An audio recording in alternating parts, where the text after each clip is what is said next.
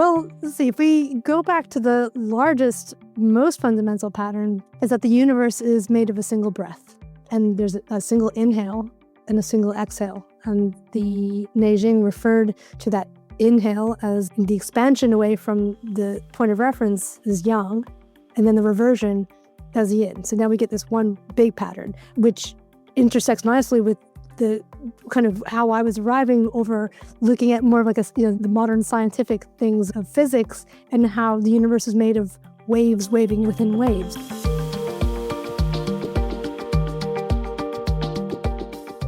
I'm Michael Max, and this is Geological, the podcast that curates East Asian medicine and methods through the power of conversation. At the end of January, just before the turning of the Chinese year from the dragon to the snake, I had a conversation with Gregory Doan about the year that we're quite well into. He said something that catalyzed my attention. He said, snakes hunt by staying still. Being of the rooster tribe, that is completely counter to how I go after the world. So it got my attention. It was one of those things that you hear and it sounds right, but because it's so counter to the structure of your world, it doesn't quite make sense. Now, a handful of months living into the snake year, I've noticed a curious lack of attempting to push edges or take on projects that are expansive in nature. Instead, there has been a sense of stilling, of sitting with what's present in a more attentive way.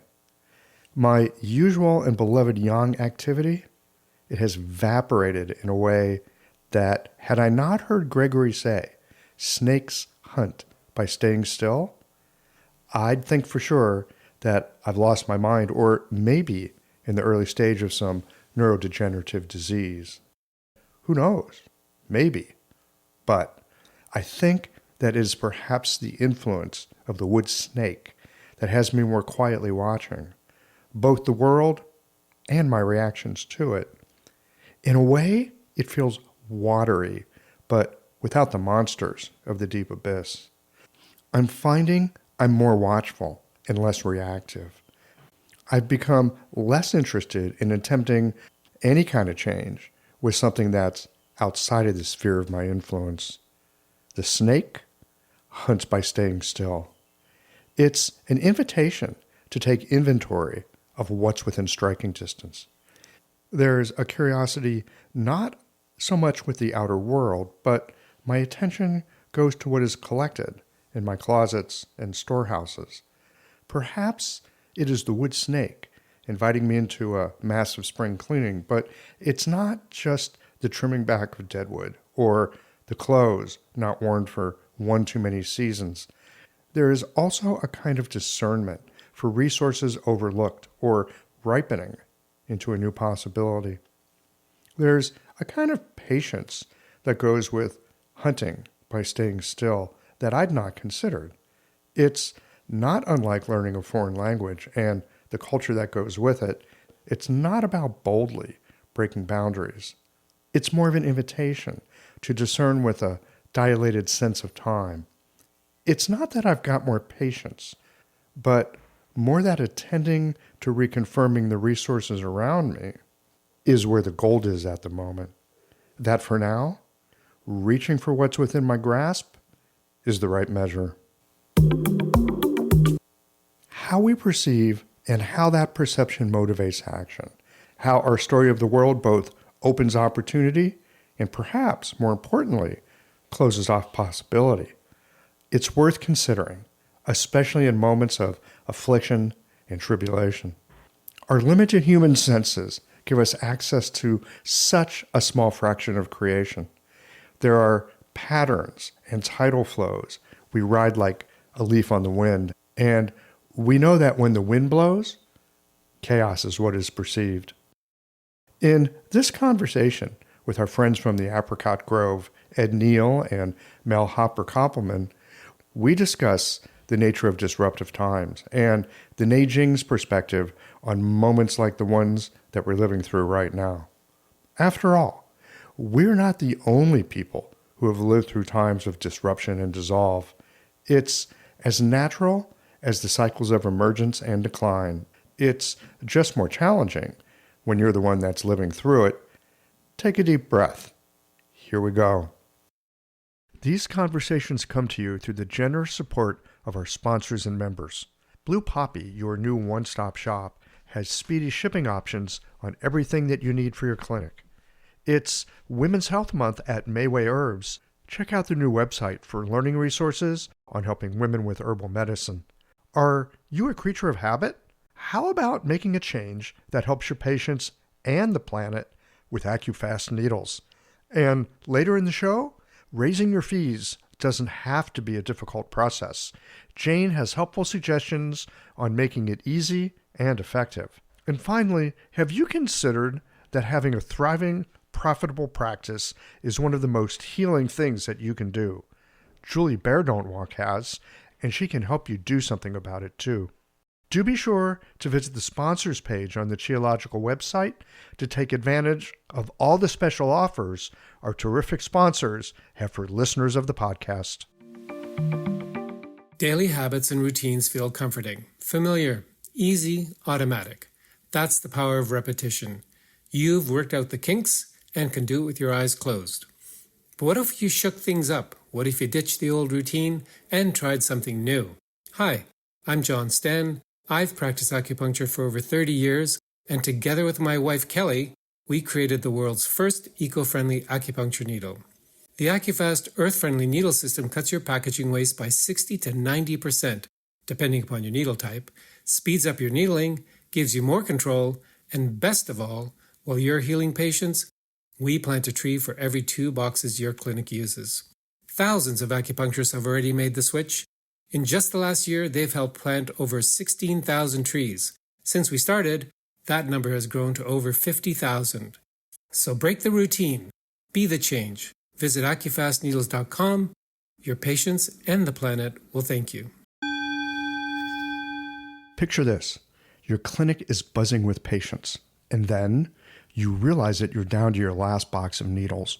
No need for panic, because Blue Poppy, your one-stop shop for all your acupuncture needs, they ship orders received before 3 p.m. on the same day. With a quick visit to Blue Poppy's website, you can order premium needles, herbal formulas, and that special Dr. Bob's oil that your patients love. Blue Poppy understands practitioners can't keep patients waiting. That's why they strive to get you what you need when you need it. From high-quality Chinese herbs and formulations to acupuncture supplies and clinical essentials, Blue Poppy has served practitioners for nearly 40 years with products that meet the highest of standards.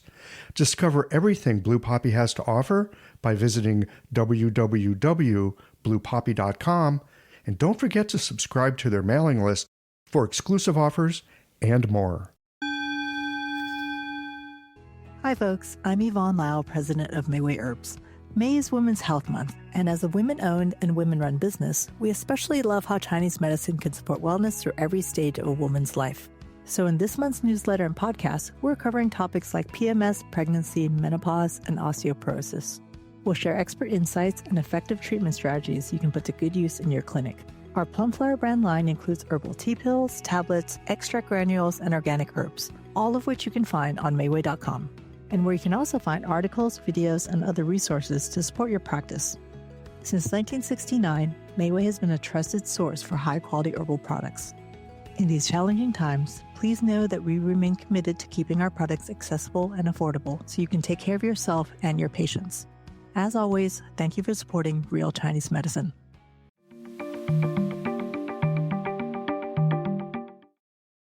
Mel Hopper Koppelman, Ed Neal, welcome to Ecological. It's nice to be back. Nice to be here for the first time. It's great to have you here for the first time. So, Ed, you reached out a little while back and suggested an idea for a podcast. And I thought, oh man, this is like so germane to this moment. You wanted to talk about living in chaotic times. And that's like not an idea. That's the reality, I think, of what's going on here in the first part of the year of the wood snake. So, Ed, you had some thoughts about this. I mean, you're the one who suggested the topic, and of course, Neijing is your thing. But I'm curious to know, what is it in this particular chaotic moment, because there's so many of them, that led you to reach out and say, hey, let's have a discussion about this? It's a couple of things. I mean, just on a personal level, it stems from my being out in the world and seeing the distress that people are in and wondering whether our medicine, our writings, our wisdoms have anything to say to this. On another level, it's about innovation, I think. And innovation is an interesting concept in Chinese medicine. Sometimes we have the idea that Chinese medicine is old, which it is, and it's traditional, which it is, which means everything was written down and we just follow the instructions the way it was. And that's how you practice the traditional medicine. But if you look at Chinese medicine, it's actually continuously innovating. So whether it's with the One Being schools or other things, and what does innovation mean for us? It means finding new ways to deal with what we're seeing in front of us now. But the way traditional medicine innovates is different than the way modern medicine innovates. In modern medicine, we're looking towards the future. We're going to find a cure. In traditional medicine, when we innovate, the first thing we do is look back to our root, because we understand things come from roots. So we have a problem, whether it's microplastics, climate change, political upheaval, and then we look back to the root to say, is there something here that can help us now with this particular situation? And this goes even further to, what does it mean to have right relationship to a traditional practice? I'll just throw that out and then be quiet. But it means, what are we here for when we're in the river of a traditional practice? Is like a river or a large tree that goes way back in time to a root or a foundation. And it was set down by people, the ancestors who are not here anymore, but their writings here. We're alive for a moment in time, and we are practicing this medicine. And what does it mean to have right relationship to that, to be in that stream of practice? And I think maybe we can all answer that in a personal way, what it means for us personally. For me, it means working hard, showing up to study, reading the original text, taking them seriously, but also putting their words into practice to help improve things, to help the planet and our fellow human beings. So this is kind of a constant question I have as part of this journey. So now we see these very unique times, and the question is, what does our tradition have to offer? Oh man, I struggle with this one. Right? There's a part of me, like you were saying just a moment ago, it's like, well, it's written down. People probably smarter than me, and people that thought they were intelligent enough to print their stuff over the centuries have written down some things to do. But that time is not this time. And so the solutions of that moment, while there may be something of the principle that we can bring forward, the solution of that time is probably not the solution of this time. Although there's this something that's within the stream of what comes down to us that might have something worth attending to. And so it gets a little tricky, because on one hand, man, I would love to have the guidebook, right? Everyone talks about, you're born, no one has a guidebook, right? Where's the guidebook to being a parent? It's guidebooks nature's kind of a guidebook, but like, how do you read the damn thing? And this is where nature comes into play. This is why we're nature-based medicine. Nature is the touchstone. So that means all of the work of the Neijing came from observations of nature. The patterns of nature all came from the patterns of the cosmos, right? So that means those same patterns that created us, created all the situations we're in today. It's all arisen from natural patterns too, right? But it means that we are looking at a similar nature to the people in the past. The sun rises in the east, it sets in the west, and that's the place where we can have commonality and say, well, maybe what they're saying does have relevance for us today. But they probably didn't imagine 5G Wi-Fi and microplastics and things like that. But they were looking at the same basic principles. So how can we look at those principles and then look at our world and say, what do we have to offer? Mel, what do you think about? Where do you come in Well, on as a this? student of Ed's, I'm obviously very strongly influenced from what I've learned from him. And I use the principles that I learned from him as sort of like the largest canvas for trying to solve any complex problem or answer any challenging question. So I think in this case, you're right. We're in different times now, but the underlying patterns are the same. So once you learn to attune your attention and your eye to see those patterns, that it doesn't suggest a specific tool or intervention or thing to do, but the approach, I think we do get some guidance from these observations of nature that can be very practical. So tell me more about some of these patterns that we can attend to that, if I'm following correctly, it sounds like if we understood the patterns, there might be something in it that suggests do this or don't do that. You want to take that, Mel? Or should I? Well, I was going to quote my teacher, Ed Neal, but I think maybe you should just take it. No, no, no, no. Let's hear you quote him. I want to hear you quote him. Well, let's see. If we go back to the largest, most fundamental pattern, is that the universe is made of a single breath, and there's a single inhale and a single exhale. And the Neijing referred to that inhale as the expansion away from the point of reference is yang, and then the reversion as yin. So now we get this one big pattern, which intersects nicely with the kind of how I was arriving over looking at more of like the modern scientific things of physics and how the universe is made of waves waving within waves. And so it seems to me that these are different ways of describing a similar phenomenon. And then within that big global pattern of inhales and exhales, they described different kind of confirmations of that according to where you are in the inhale or the exhale. And so we look, especially here on Earth, in terms of the 5 phases of movement, are looking at those inhales and exhales. And I think this is a beautiful theoretical conversation. One thing I do want to say is that one thing I was surprised about when I started studying with Ed is the level of detail and specificity that is in the Neijing. I don't think I even sort of knew, I didn't know sort of how big it was or what it said, but there's like a lot of description and a lot of detail that I think when we learn the basic understandings, and that's a lot of what Ed's work has sort of pulled the threads of, through those lenses exploring, then we can go in and find some more tangible solutions. I don't know, maybe Ed, if you want to talk about some of those.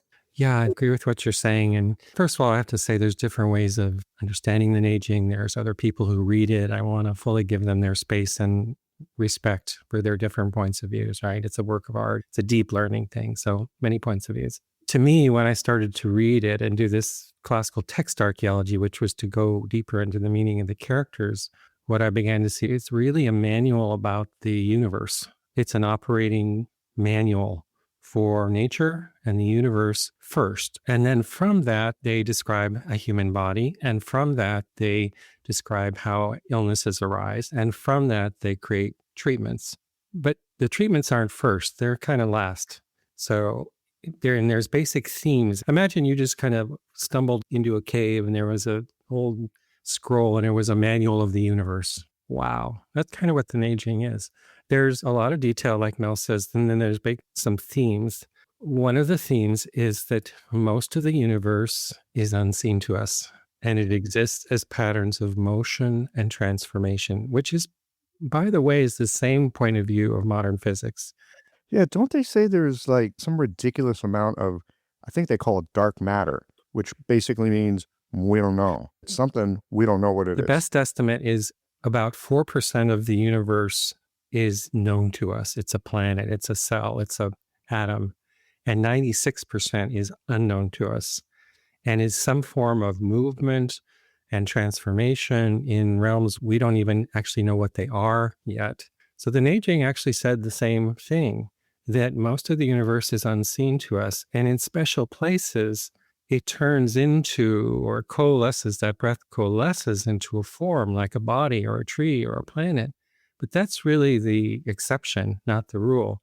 So if you want to understand the planet and the people and the times, you can look at the times, but really you should be looking at the patterns. And so in nature-based medicine, we talk about the veil, that there's a world before the veil, which is sometimes also called the pre-heavenly world in Chinese medicine, which means the world of patterning and motion. And that's where everything is. That's where everything comes from. That's what rules everything. And then it passes through a veil. For example, when you're born, you pass through your mother's womb across the veil and take your first breath. And now you're in the world of things and politicians and climate change and everything else. But those things are all set up from patterns behind the veil. Then there's a lot of technical descriptions about how the world before the veil works. It's very detailed in a certain way. But like Mel said, it all comes down to a single idea that the universe, if we look at all these patterns of motion and transformation, at the heart of those is this motion of expansion and contraction, this rocking back and forth, which seems to be the essential motion of the universe. And we call that breath. We just call that breath, or yin and yang is the aspects of its motion. So everything I say over the last 25 years comes from only one idea, and that is that the universe is a breath in different forms, moving in and out of physical form and so forth. Why is that important? We can go into the technicalities of that another day, maybe. But why is that important for microplastics and climate change and chaotic governance and things like that? Here's the thing, the difference between seeing things through the eyes of early Chinese philosophy or the ancestors and seeing it as a modern person.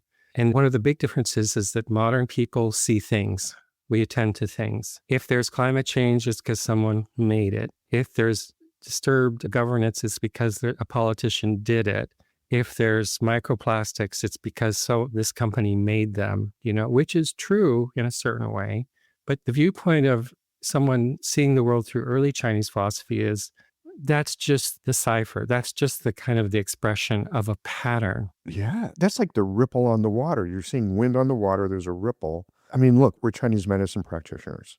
And so I think we already know there's a bunch of stuff that you don't see, because especially in the beginning of things, it begins in the dark, right? Think of the Chinese New Year, for example.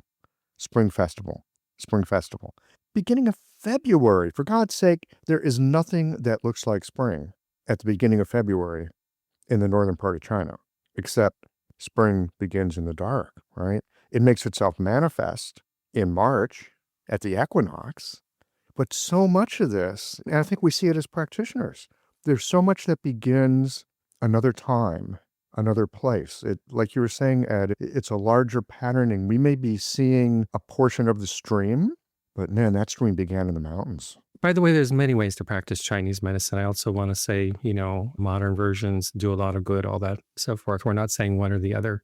But if you want to practice from the original intent or philosophy, and they talk about this in the Neijing, about the Shang practitioner, and Shang means above practitioner or the common practitioner. They don't actually say one's better than the other, but they say if you want to practice Shang means above. It doesn't just mean better. It means it came from the stars. It means the patterns of the cosmos came from the stars and they came into the planet and now they're in your patient's body. And do you understand the illness from that point of view? Or the opposite is, are you looking at the form? And the form means your elbow's swollen. Let's put something on it. Both are ways of treatment, but they're different. So it's that idea that if you want to treat from an aging perspective, then whenever a patient comes in and they say, I have lung cancer or my elbow hurts or I have diarrhea, you're making a translation between something in manifest form into a pattern. And so you're traveling. We're like shape travelers or dimensional travelers. We see something and then we travel into the world where there's patterning. Why?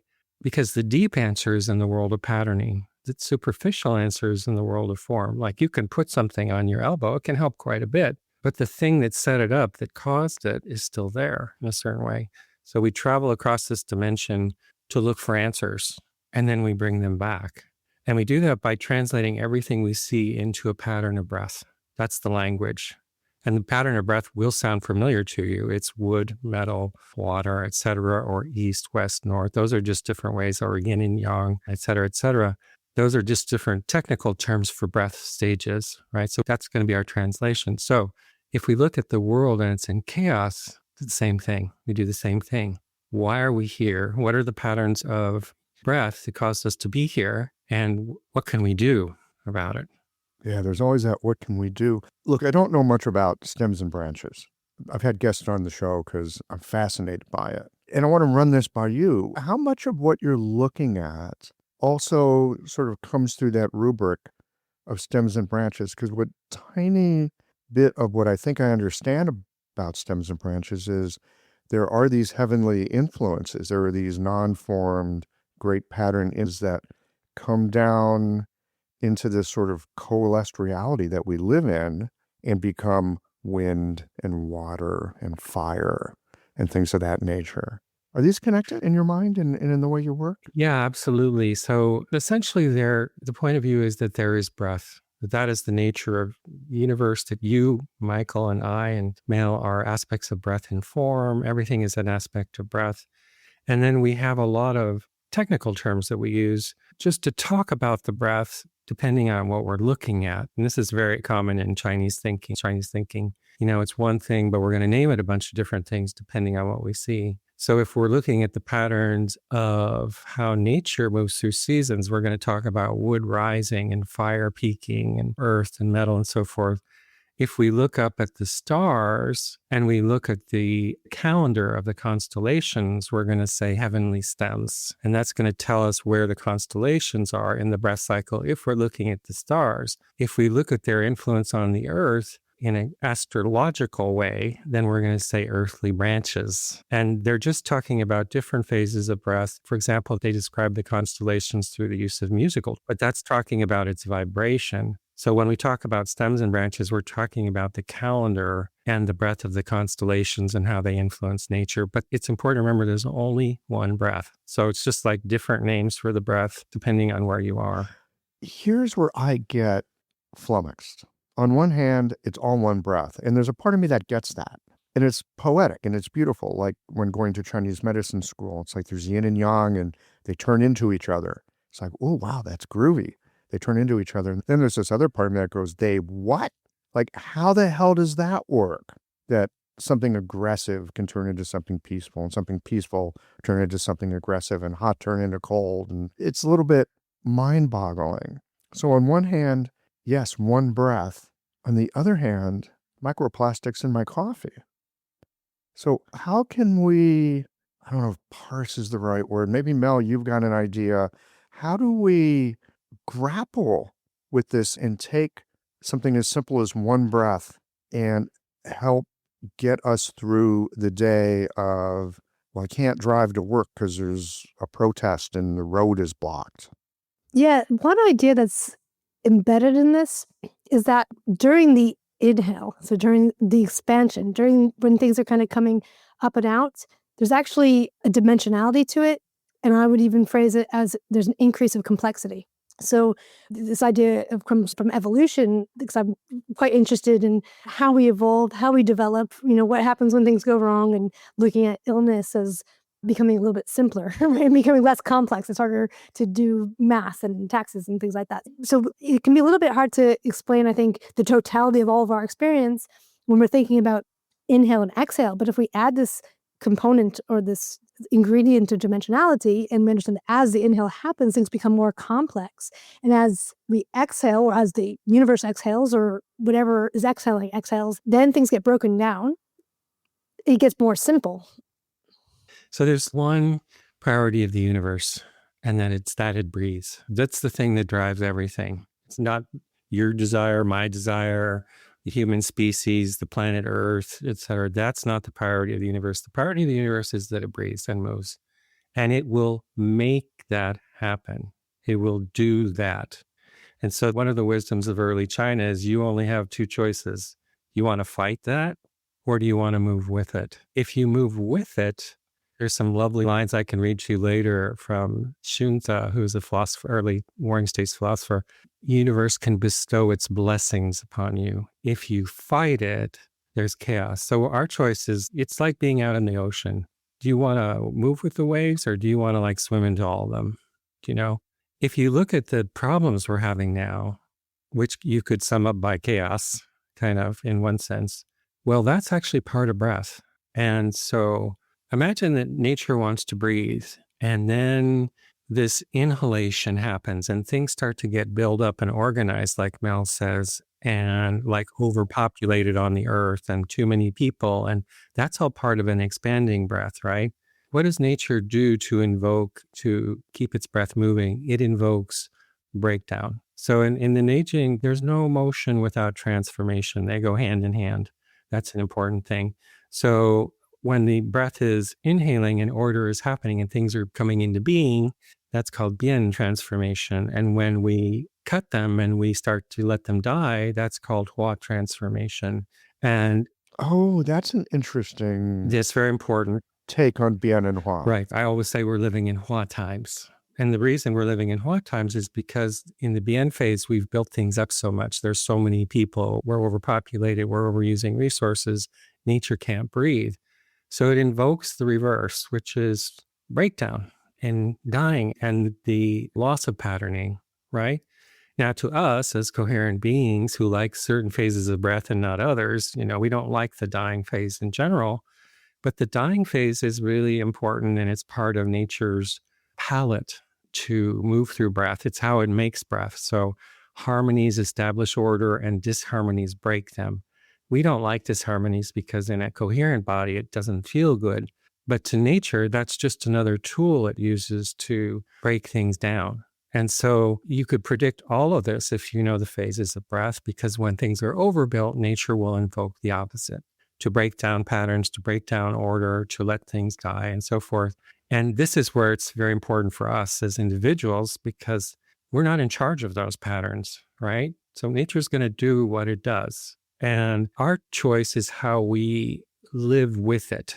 And so that's why we always talk about there's no absolute right and wrong in nature-based medicine. There's right relationship now. That what things, when you're a field of change, if you're holding on to what's right and wrong, it's like you're holding on to a pillar in an ocean, trying to hold on to something. But we have to know what is right relationship. So there's right relationship to spring, right relationship to summer, right relationship to autumn. There's right relationship to birthing. There's right relationship to maturing. There's right relationship to dying. And really our choice is how we move with that. Mel, you look like you had something to say about that. Yeah, well, just to add to what Ed is saying, one characteristic of many modern economies or governments or countries is that they define economic health as continuous growth. And that's part of the definition of a flourishing economy. So then when you put that in relationship to what Ed just said about the patterns of the universe, and we understand that there has to be growth and destruction, there has to be inhale and exhale, then we can predict, or actually it seems less chaotic, that after this kind of forced continuous growth, there's going to be a correction that comes in. So I feel like that's one practical way that we can bridge from some of these invisible patterns that we can learn about to look at pretty much anything, including chaotic times. This episode is brought to you by Jane, the clinic management software that honestly just makes running a practice easier. Let's dive into something that's never easy, but sometimes necessary: raising your fees. It can feel awkward, right? But here's a tip that can really help. Consider offering flexibility to your patients as you introduce the change. When patients face new fees, it's natural for them to feel uncertain or concerned. That's where flexibility can really make a difference. Offering options like a phased increase, suggesting a payment plan, or even taking a moment to talk things through can help to ease the transition. These thoughtful gestures show your patients that you're listening and care about them, which strengthens the trust you've worked so hard to build. If you're looking for more ideas on how to navigate these kinds of changes, head to frontdesk.jane.app and check out the article, How to Tell Clients You're Raising Your Fees. One last thing, if you're ready to give Jane a try, you can use the code ecological for a 1-month grace period on your new Jane account. So let me see if I have this. You were talking about the inhale. There's complexity. You could even say there's economic growth in that. It's an expansion economy. Sounds like capitalism. There's an expansion economy, and then there's times where there's an exhale. There's a recession or a depression. There's a drawing back, things breaking apart, so that you've then got materials for the next inhale, which are going to come together in a different way. Why is dying sacred? I always say if your death is not as sacred as your birth, think on it some more. Because the Neijing tells us very clearly every aspect of these breath cycles are equally sacred. Imagine if we don't have dying, the dying away. Then we just accumulate like we are now, and we choke and we die, and nature can't breathe, right? So we let things go. That's called autumn. It's called fall. Let things fall away. One thing that's poignant to me as someone who studies these early texts is you can move through dying in different ways. And we have chosen what we're doing a way that is very painful to us. So for example, if you go for a walk in New Hampshire in the autumn and you see the redness of the leaves and they're falling to the ground, and you go, oh my God, that is so beautiful. And you see the last expression of summer coming out in the leaves. And then in autumn, we also feel like the value of something that's leaving us. Like we know the value of something when it's leaving is different than when it's being born, right? So if you've known someone for a long time and now they're old and dying, wow, there's a sense of gratitude, and there can be a deep sense of heart and so forth in that. And you can be walking through autumn, which is lovely. That's dying away. That's an image of dying away in balance, right? But if you're over on the other side of the breath and wanting to hold on to the expansion cycle and the growing economy, the stronger you hold on to that, the more pain you're going to feel, right? Because nature's going to breathe.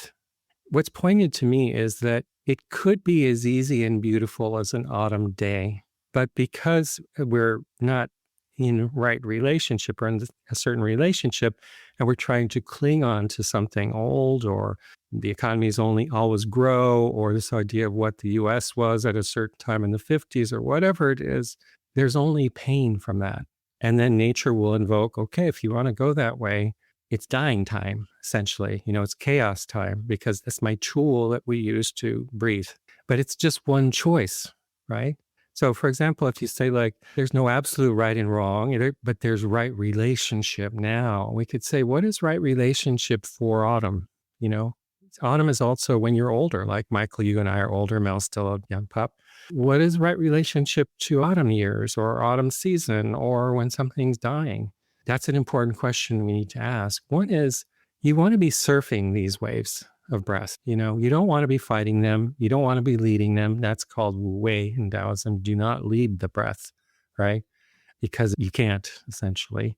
But if we want to be moving with them, then if I look out the world and I see chaos and I go, oh, it's Hua transformation times. What's on my checklist to do? Okay, stop building things up. Start searching for things I can let go. Let them go. Take things to the goodwill. Do a personal inventory. What patterns do I hold that no longer serve me?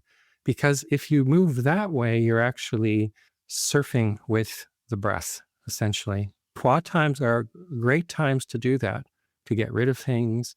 And why are you doing all? And then also honoring what's dying, right? Like Marie Kondo, remember her? She cleans your house up, and she always says, if you're going to throw your socks out, thank them.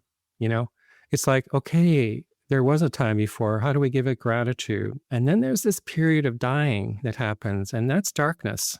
So light does not come immediately in the dying phase. There's winter, right? And so that means there has to be a movement back to the womb. So if we try and jump right back into an action or build up the next big thing right away, we've missed the point. We haven't gone within to sit in the womb space. We were talking about witnessing earlier before this started, about how that is holding a womb space so something new can be born. So why do we invoke dying? If you don't like dying, well, think about this. Without dying, there's no new birth, right? Well, there's that. But look, I'm a creature here on the earth. I've got my likes and my dislikes. I got my predilections. I got what I want and I got what I don't want.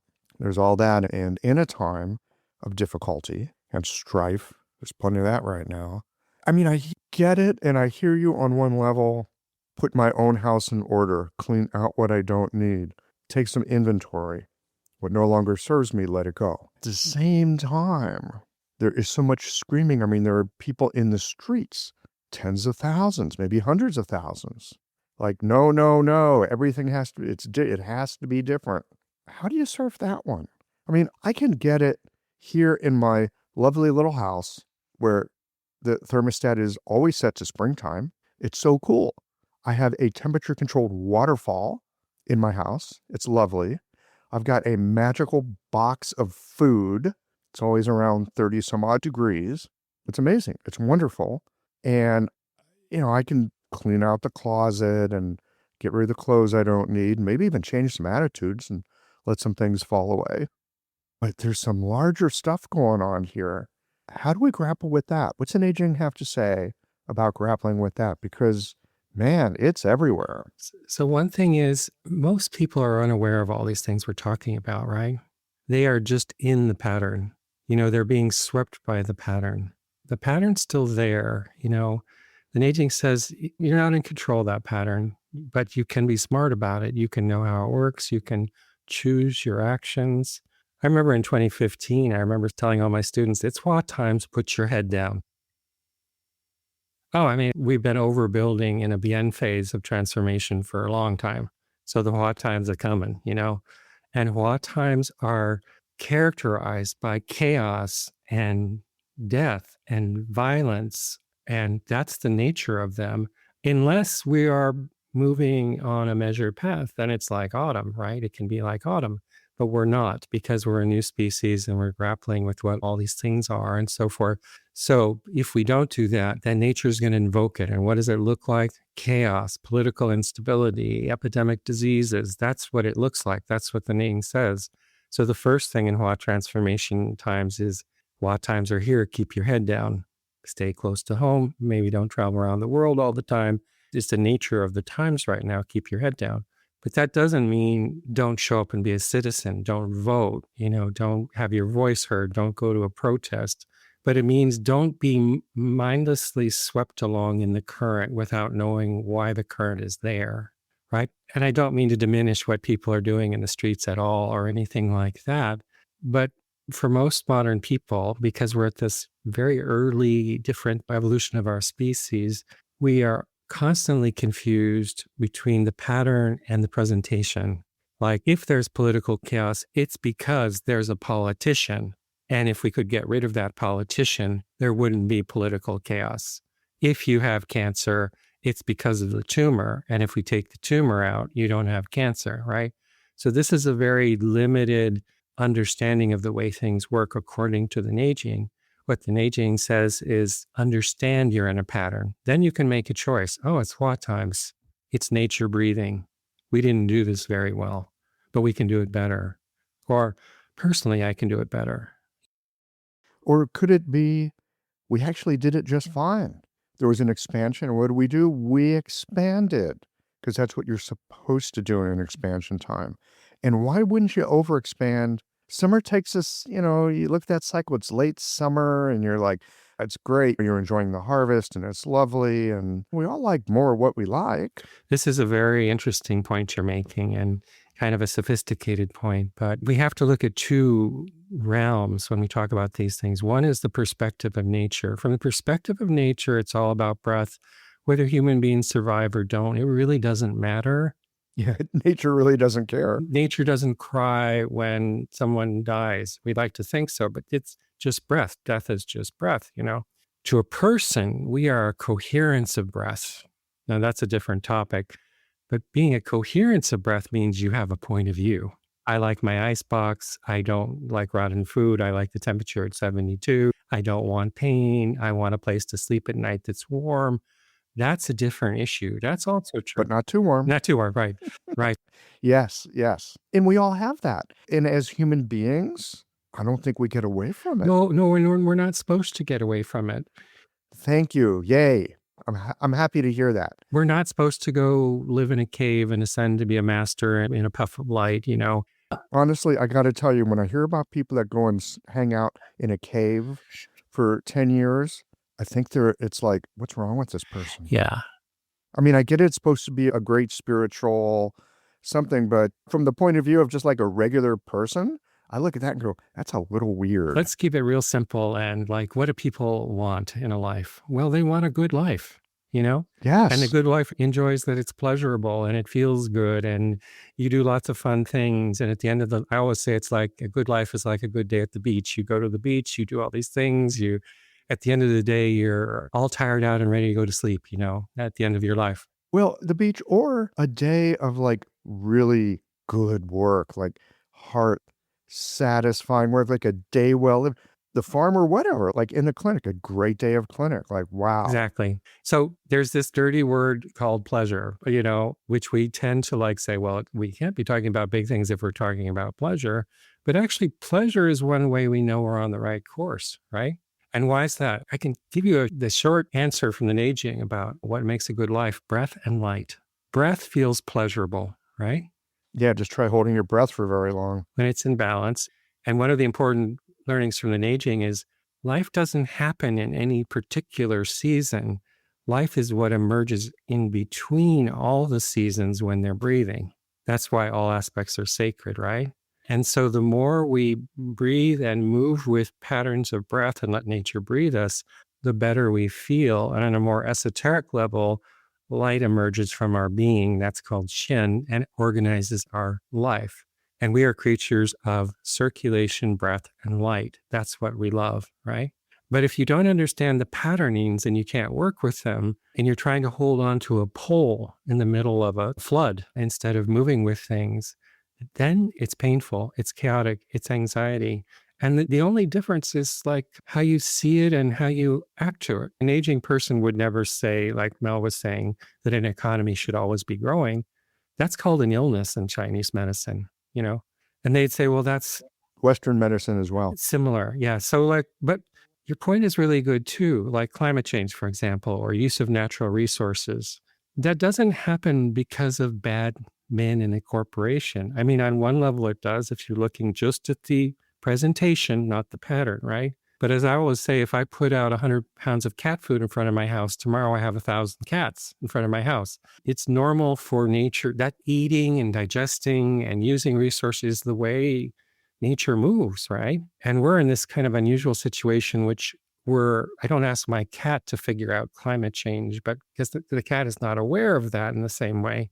But somehow we're seeing it and understanding it in a different, and we're just a born species. So we're trying to get all this. So it's good to have compassion for all involved in this thing. You know, I don't hear that very much. I don't hear that we need more compassion. And I hate to say it, but I listen to my profession, our profession.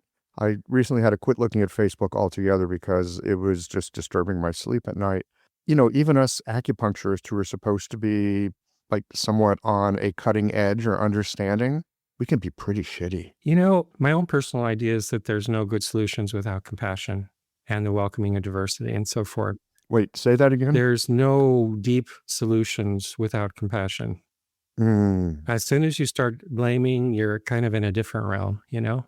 So even if we look at the acupuncturist maybe, or whoever, here's an interesting thing. When you look at someone who's holding on to a point of view, it's from impoverishment, not abundance, right? We don't hold on to the pole because we think the universe is in a place of abundance. We do it because we think it's limited and we're scared of losing what little we have. You see this in the body of patients, by the way.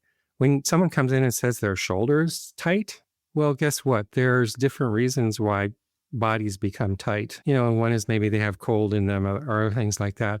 The other is because in the center of that is weakness. And that's a very common way that something is holding on to something because it doesn't have enough. So, for example, in the acupuncture profession, sometimes we feel we don't have enough because we're not recognized by the people around us and so forth. And so we tend to hold on to something. But as soon as you see that, you know that there's impoverishment there, there's limitation. Because the truth is, the universe is a place of abundance. At least our world is. Well, at certain phases, look, you were just saying when there's an exhale, things are breaking apart. There may not be the abundance that there was. So, yes, there are times of abundance. I'm thinking back to, look, I'm not any kind of scholar or even read much of the Bible, but I remember, you know, from being a kid, that fabulous story. It was Joseph who went down to Egypt, and the Pharaoh has this dream about feast and famine. It has a dream about the fat cows and the lean cows, and the explanation being there's times of plenty and there's times of want. And there's your breath again. I mean, there it is. Right. In terms of abundance, we can say two things. One is, from a spiritual perspective, there's abundance in the universe because light is at the center of life. And that light is endless, kind of. That's a perspective that engaging many religions.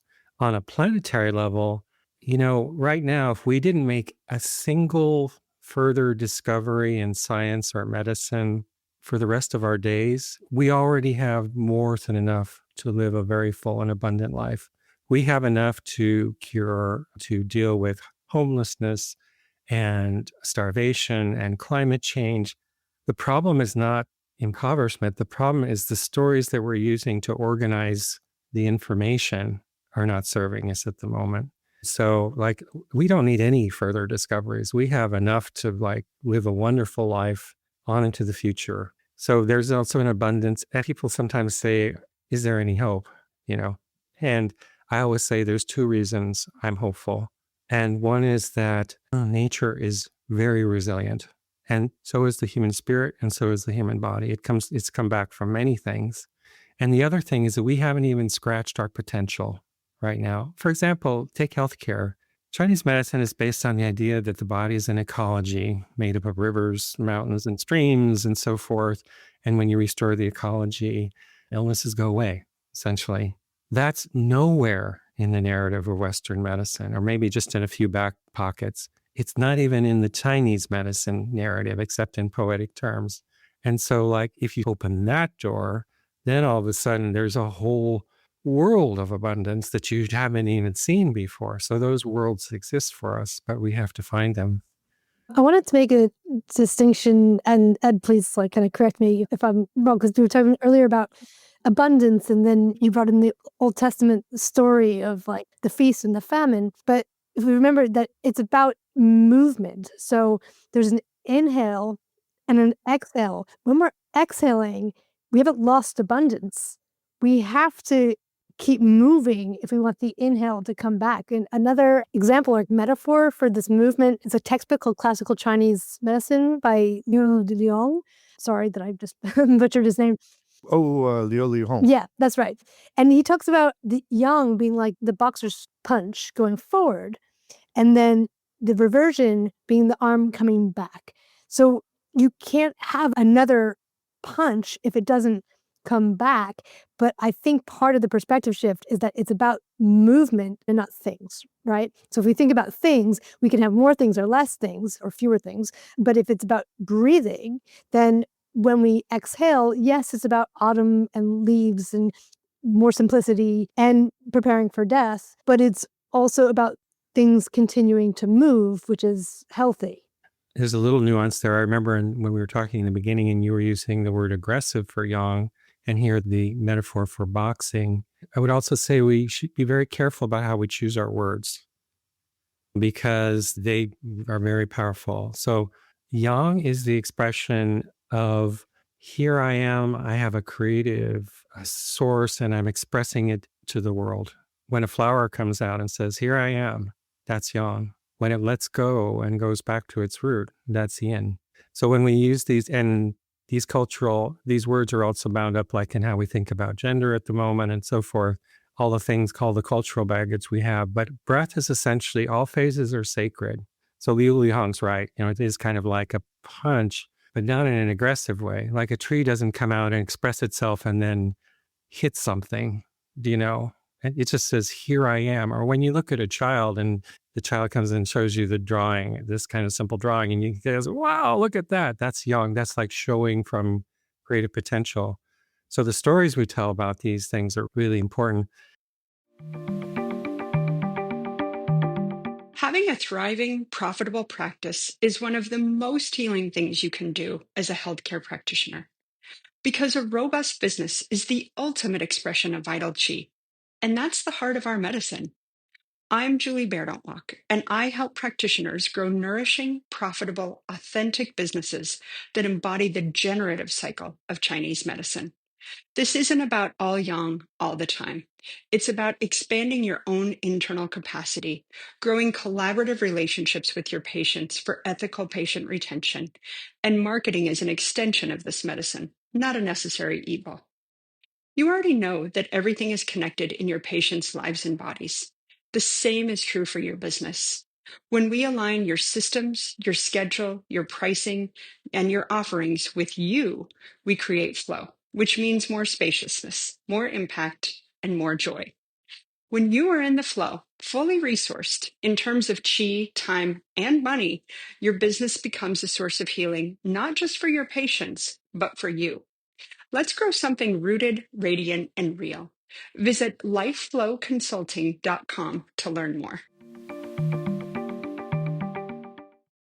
I agree with that. I just want to interject here for a moment. There also is the Wei Qi, this yang aspect that's fierce. There's a boundary. This is me, that's you, and I'm here to uphold that. And that can be an extremely virtuous aspect of yang expression. It can be. And also when the system is breathing, Wei Qi is a good example. What is the Wei Qi doing? Well, it's kind of circulating freely and according to has its own cycle. It's moving around the rivers. It's making everything sure it's protected. When something comes to impede it or the system breaks down, then you see things like inflammation and infections and all these kinds of problems, autoimmune diseases. So we see kind of its expression when it's out of breath and when it's in breath. But it's important to remember essentially what things look like in breath first. And that's usually about the expression of beauty, light, and breath. It's like we can talk about like gender roles or masculinity or feminine, how those are shifting and so forth. They're just reflecting the way breath is in the environment at the moment. Can you expand on that a little bit? Because you just put your finger on something that I'm totally confused about these days. I don't want to get into trouble. I tend to get into trouble with my words, but... Well, and here's what I'm asking you to share with this. And again, look, we're a compassionate community of acupuncturists, but if you go against something that I believe, I will cancel your ass, and I'll get my friends to do it too. Anyone with a forward-facing voice, anyone who's speaking into a microphone like we are, we feel this pressure. I want to name it. I'm not overly concerned about that being old and... Yeah, and it's there. So I would love to really make it real here. Can we bring it into this and see how it breathes? Because it's a tough issue. And maybe it's my age or where I live. I am so confused. I just don't know what to think anymore. Let me just say this. First of all, when you see cancel culture, that's also a sign of impoverishment, right? When you have enough, you're not spending your time looking for people to take down, right? That's just not the way. So something's off there. And that's part of Hua times, right? Everything's breaking. Everything's unstable. What I knew is not there anymore. If you look at the idea between presentation and patterning, that thing in the veil between which they cross, essentially there's kind of a hierarchy of things. So like first there's patterns in the cosmos, and they're mostly intangible. They're about moving breath, moving in and out of different dimensions, highly technical. That comes into our planet, and that makes patterns in nature. That comes into our bodies, and then health and illness. That comes into our culture. So if you look at the terminology of in early Chinese text, it follows a very clear hierarchy. And that is, if you look at a term like yin and yang, it always has a cosmological meaning. Yin and yang means breath of the universe. Then it has a meaning in nature, the pattern of the seasons, right? Then it has a pattern in people, male and female. Then it has a pattern in illness, heat, upper, lower, cold, etc., right? And this goes back to that idea, if you're an aging person, if you're following that, you're constantly translating presentation into patterning. So if I want to know how the patterning of yin and yang is moving through our culture, I can watch the discussions about gender. Not because men and women are a certain way, but because we are floating in these patterns and express them unknowingly, right? So for example, there was a time when the narrative was men were courageous and women couldn't have a bank account and didn't know how to drive a car, right? And they were kind of the weaker sex. And that doesn't tell you anything about men and women. It tells you about how the patterning is moving into the presentation at that moment. And in a BN phase, when things are being built up, you're building up a country, then the men can kind of look that way, because that's the patterning. Then the BN pattern's rising up too much and it's crumbling down. Then we say, oh my God, men are kind of toxic. What's the truth? Are men and women that way? No. We are living immersed in these patterns that we don't see, but that influence our life. Why would the feminine values be rising and so forth, which is great. I'm a big fan of that, because that's the motion of Hua transformation. The return to the root is that motion. So all of a sudden it has a different value and so forth. But then the problem is we get stuck in the presentation mode. She said this, we believe that, and then we're arguing about things when we don't understand the patterning.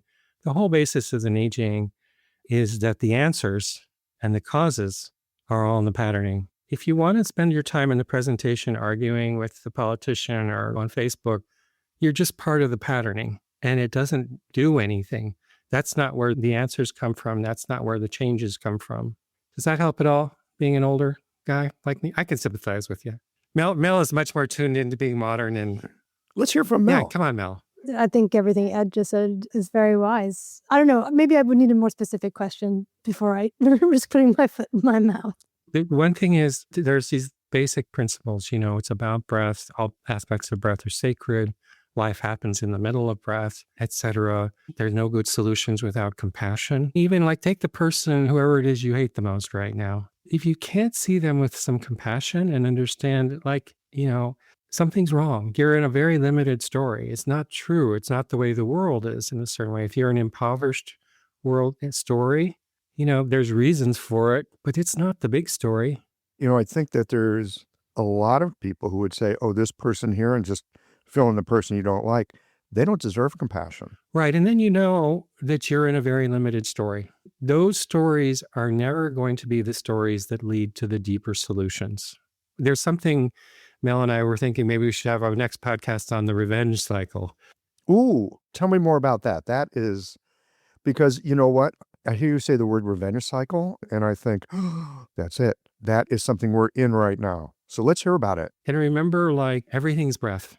Everything is breath. That's it. There's only circulation, period, and different manifestations of it. Including the revenge cycle. Including the revenge cycle. What does that look like? Yeah. Sometimes I use the Middle East, or I used to. It's gotten too problematic. But, think of the whooshing cycle, the 5 circulations. And what happens when breath is flowing and light is emerging in the center, life and light, and things are good, they're progressing around the outside of the circle, right? And that's called the Jung cycle. It means spring makes summer, summer makes fall. That means things are moving. It's expansive. Right. What happens if you block that, say, for whatever reason, in a body or a season or a climate or an ecosystem? Things start to move sideways. That's called the Hung cycle, Hemg. And that's the basic cycle of illness, right? Something's not breathing, so things start going sideways in these complicated ways. And this is not the going sideways of the control cycle, which is a virtuous aspect of homeostasis, right? Wood controls earth. This would be earth having at it with wood. It's actually the controlling cycle. It's the controlling cycle. But when the circle is moving, what's the sacred aspect of the controlling network? Well, the sacred aspect of the controlling network is it keeps things from going too far. Right. It keeps them moving in relationship. It keeps them moving in relationship. But I just heard you say go sideways, the Hung cycle. Isn't the Hung cycle different than the Ke cycle? It's a different word, but it's a similar idea. But isn't the direction different? Isn't the direction like earth overacting on wood? Hung just means horizontal. So it can go either way. It goes either way. Okay, so this isn't your book, so maybe there's that. But in the Nanjing, they talk about like the insulting cycle. Right. And it's the same, just different words for the same idea. But they mean something different, don't they? I think they're just different. I don't think so, really. You have the idea that things are moving around in a circle, and that's called the Jung cycle, which, is what keeps us alive. And then say I have a surgery or a piece of cold comes in or something, emotional trauma, and all of a sudden it can't move that way. So it still wants to breathe, but it starts breathing sideways. And you can use the word Ke or Hung or whatever you want. And that sideways can go one way or it can go the other way. Earth can control wood, wood can control earth, back and forth. It's like things have gone sideways. And then they start moving through this sideways. The typical revenge cycle is somebody gets attacked in their home. Palestinians, Israelis, whatever you want, in your home. It could be the home of your family, the home of your land. That's in the center, right? Just call it home. Yeah, just call it home. And that's in the center. That's our center. And the attacking is coming sideways from the east. That's why the east is also associated with the military and, the liver system, all that stuff. So it's usually perceived as coming from the east. Then the child of the center, which is metal, which is also the knives and the bullets and the explosions, goes back to attack the east. And it's stuck in a triangle, what I call a revenge triangle. And then the conflict basically looks like just different playing out of the revenge triangle. Is it more on the attacking side? Is it more on the center side? Is it more on the people that are taking the revenge side? And it's stuck in this configuration, but the breath can't move. This is a very good example of how the solutions don't come from the presentations, but the patterns. Sounds like family dynamics. It's exactly like family dynamics too. What does that mean? It's not in the presentation. The solution's not in the presentation. It means if you were to stamp out the attacker, like the terrorist, for example, Would the situation go away? No, because it's a pattern. If you supplemented the center, would it go away? No. If you kind of got rid of the retaliatory people, would it go away? No, because it's a pattern. So it's just a different version of that. Where is the solution in that breath? It's in neither of those directions, none of those directions. It's in the north and the south. Those are the directions that can make it breathe again. And when it breathes again, the conflict goes away. Okay, so if I'm following you correctly, this revenge cycle has to do with East and West, and that's just going to go on that's the Hatfields and McCoys. That just goes on forever. Yeah.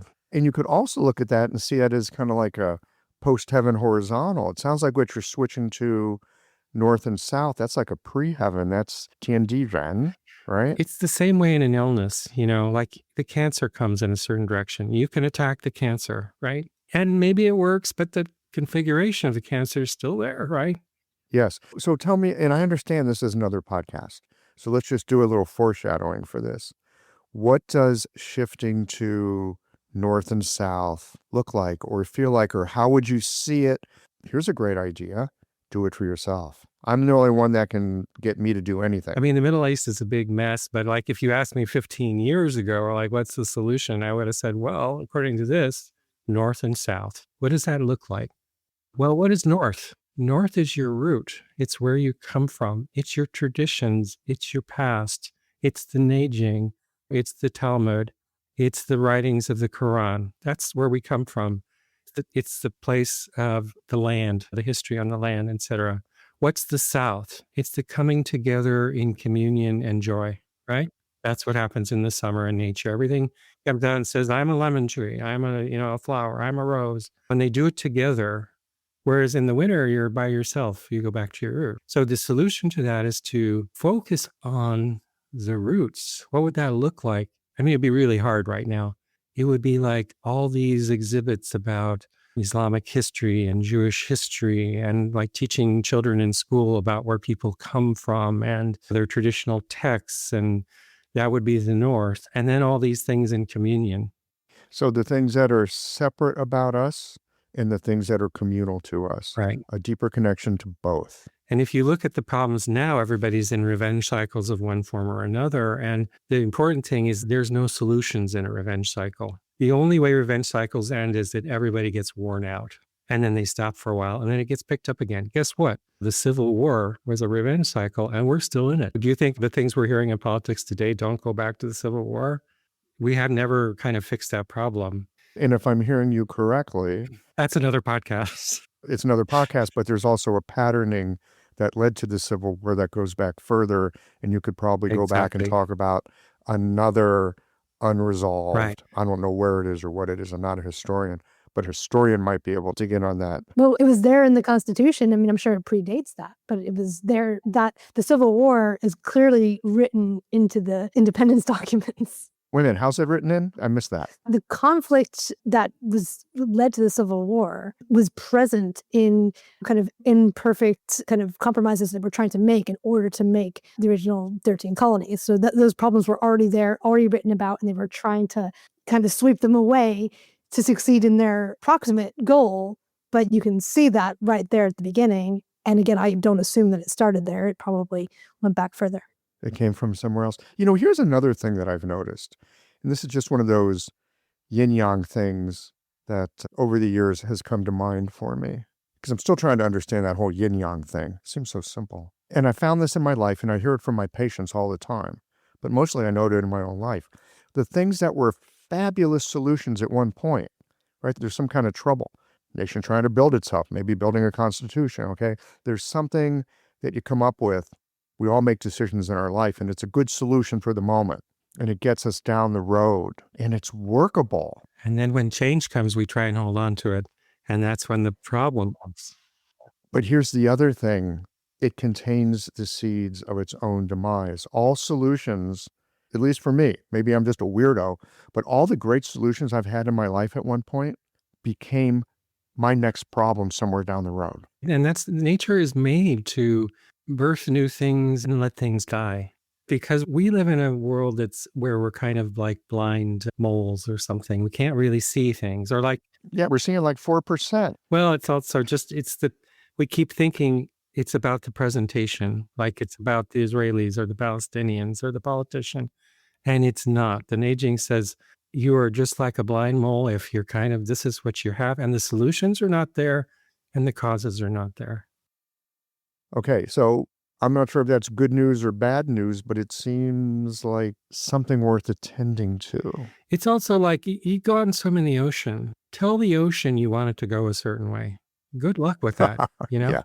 Well, I mean, have children or a spouse. Exact Tell same. them you want it to go a certain way. And your choice is like, how do I want to co-participate in this magical experience? Do I want to be a blind mole, or do I want to fight everything? Or do I want to be in Facebook groups arguing about things? Or do I want to learn more from our traditions, the Neijing text, the Tao Te Ching, other things like that really help us orient to a different way of breathing and moving through the world? That's our only choice. What we do is our choice. Well, you're foreshadowing for another podcast of attending to the North and the South. Thank you. I appreciate it. I'm glad you went into it, because that to me seems like something I can investigate and maybe find to be helpful. Asking for compassion, that's hard. It's a process. It's a process. We look at nature to guide us. We're at a point in evolutionary node where we're really being challenged to tell new stories quickly, because we're drowning in information, but we have very few stories that help us put that information together in a way that serves us. And from the Neijing point of view, the best stories are the ones that instill breath and light and follow nature's design. So those are the three things. So if you're talking about cancel culture or politicians or blaming or lack of compassion, that's fine. That's where we are, and it's understandable. But just know that those are not the stories that will lead us out of this. Oh, it talks about this sometimes, but when you listen to ideas that have a certain truthiness to them, it's like your whole system relaxes. I mean, I never tire of hearing these things because they're wise and they're practical. And I think it's the compassion. There's something new agey about kind of forced compassion, where it's like, if I'm enlightened, then I love everything, despite the fear or anxiety or pain that I feel, or the unresolved trauma and all of this. And there's something maybe slightly disingenuous about it. But I think it's helpful to see it as the goal, but it's kind of, for me, tied up into this perspective shift that if you're in the ocean holding on to the wood, then it's almost impossible, or it can be very hard to have compassion because you're kind of drowning and you're trying to hold on. When we talk about the patterns, then there is this perspective shift where it becomes very depersonalized in a helpful way, and then it's like, oh, then I feel like the compassion can come in from that perspective, because you don't feel like you're being currently punched. You're watching someone punch, and you're watching someone receive it, and you're watching all this chaos. But because you're watching it, it doesn't feel so threatening. It doesn't feel so personal. And then you can kind of have compassion.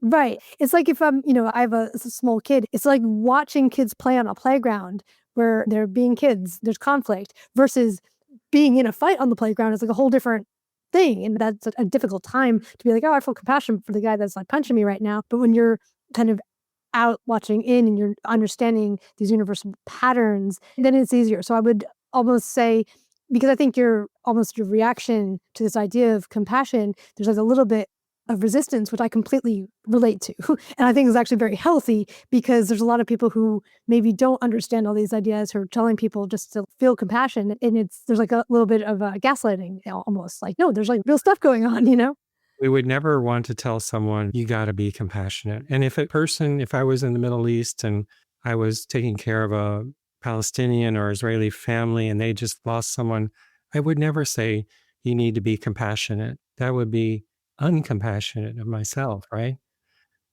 Right. What we're saying is that in the greater perspective, we're kind of looking at this time where we need new stories. And I can tell you the stories that will not lead us forward. And they're ones of impoverishment, of separation, of lack of compassion. There's a whole list of things you can say. Those stories are not going to take us forward, not because we need to be moral, but just because that's not how nature works.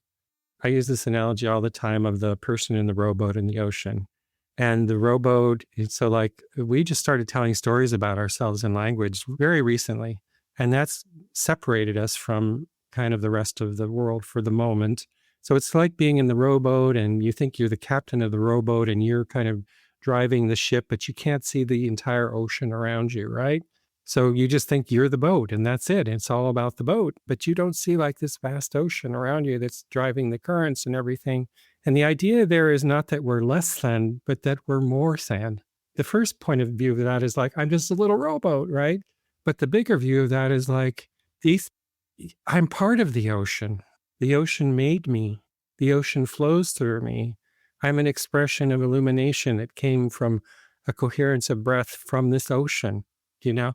So we're just trying to move to these bigger stories. And honestly, to tell you the truth, the patterning will tell whether we do move to that level or not. We'll have to come back for another podcast and talk about it. Thank you, both of you, for a brave conversation, actually. I appreciate it. Thank you. Thank you very much.